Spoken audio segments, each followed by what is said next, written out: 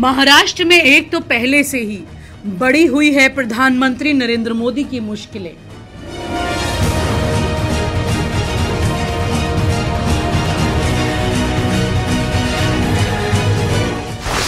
नितिन गडकरी ने और बढ़ा दी पार्टी और प्रधानमंत्री की परेशानी।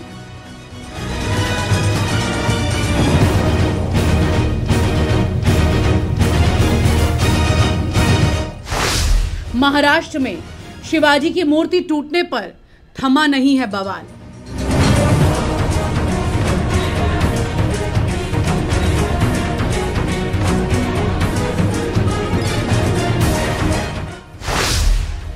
गडकरी के बयान ने आग में घी डालने का किया है काम।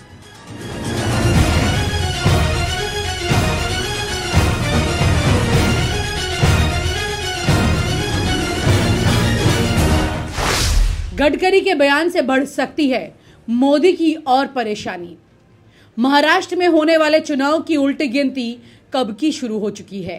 प्रधानमंत्री नरेंद्र मोदी ने बड़े ही योजनाबद्ध तरीके से मराठा मानुष के दिलों में जगह बनाने के लिए महाराष्ट्र के तटीय सिंधुदुर्ग जिले में शिवाजी महाराज की मूर्ति का पिछले साल ही अनावरण किया था। उनको लगा था कि उनकी मूर्ति के अनावरण के बहाने वो महाराष्ट्र के एक बड़े वर्ग को बीजेपी के वोट बैंक में बदल सकेंगे, लेकिन हुआ उसका बिल्कुल उल्टा। शिवाजी महाराज की मूर्ति टूट गई और प्रधानमंत्री नरेंद्र मोदी का प्लान चौपट हो गया। इधर उनकी ही पार्टी के नेता नितिन गडकरी ने अब कुछ ऐसा कह दिया कि प्रधानमंत्री और बीजेपी की मुश्किलें और बढ़ गई हैं। गडकरी का ये बयान अब आग में घी डालने का काम कर रहा है।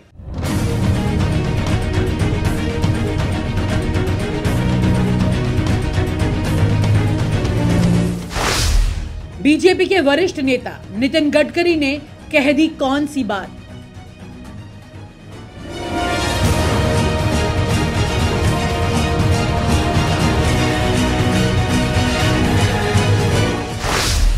क्यों गडकरी का बयान बीजेपी को पड़ सकता है महंगा।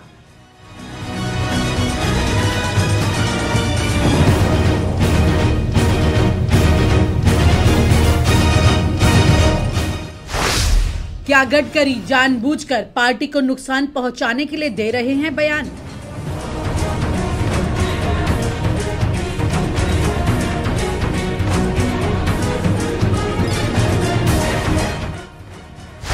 क्या महाराष्ट्र की जनता नहीं समझ रही है गडकरी के बयान के मायने। गडकरी के बयान से पहले हम आपको अब बता देते हैं कि महाराष्ट्र में हुआ क्या है। महाराष्ट्र के तटीय सिंधुदुर्ग जिले में महाराष्ट्र के सिरमौर शिवाजी महाराज की विशाल मूर्ति बनवाई गई थी, जो कुछ दिन पहले गिर गई। मूर्ति के गिरते ही विपक्ष ने इसे राजनीतिक मुद्दा बना दिया। बीजेपी को इस समस्या का जब कोई समाधान नहीं मिला तो राजनीतिक लाभ लेने के लिए मुख्यमंत्री एकनाथ शिंदे और प्रधानमंत्री नरेंद्र मोदी को माफी मांगनी पड़ी। प्रधानमंत्री का बयान, शिवाजी हमारे लिए सिर्फ एक नाम नहीं है, शिवाजी हमारे आराध्य देव हैं। सिंधुदुर्ग में जो हुआ उसके लिए मैं सिर झुकाकर माफी मांगता हूँ। 2013 में जब बीजेपी ने मुझे पीएम उम्मीदवार बनाया था तो सबसे पहले मैंने रायगढ़ में छत्रपति शिवाजी महाराज की समाधि पर जाकर एक भक्त की तरह नई शुरुआत की थी।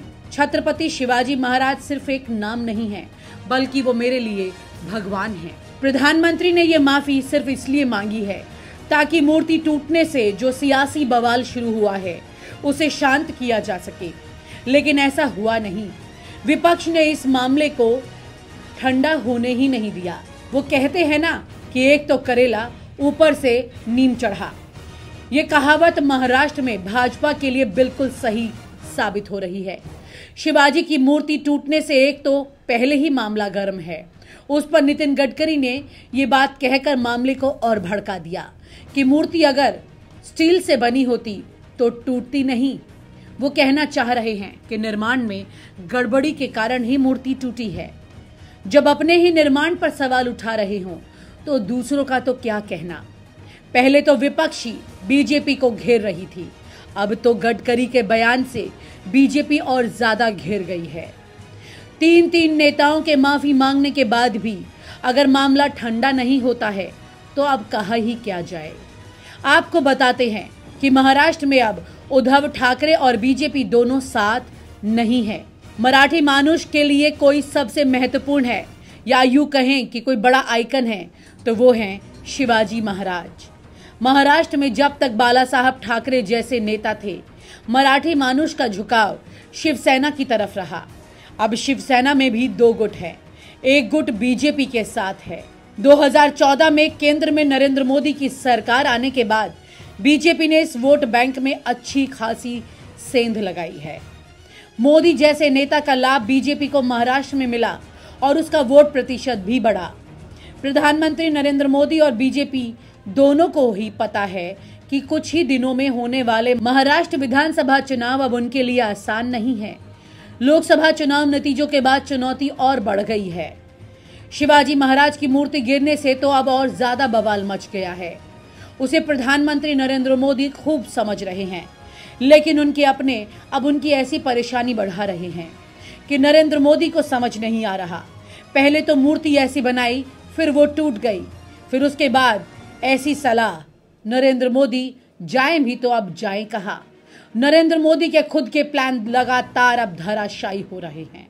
और आप हमसे जुड़े रहने के लिए सब्सक्राइब करें YouTube पर, फॉलो करें Twitter पर और लाइक करें Facebook पर। और ज्यादा जानकारी के लिए आपको टाइप करना होगा सिर्फ न्यूज़ नशा।